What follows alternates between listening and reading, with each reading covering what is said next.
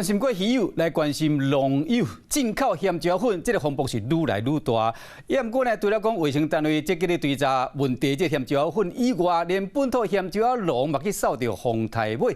家己农友真无奈，讲最近大家可能讲真食咸啊，惊去食咸食出问题，连这个国产的咸椒啊，拢无啥人伫买。今年甲旧年同期比较起来，配合介绍到败三成。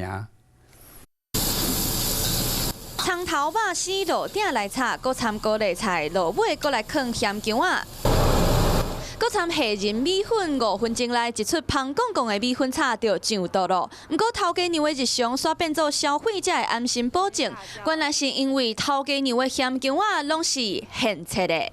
咱台湾当地的现我拢很切的，喜欢吃的比较辣的，我会用朝天椒。最近的辣椒粉风波影响到全台，互食是厂牌拢总受害。消费者想要食了安心，只好拍拼来找上青的货。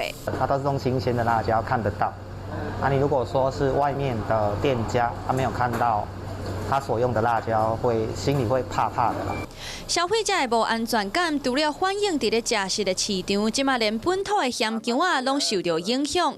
来到家己的产地，农民讲想要到连买去拢有明显的差别。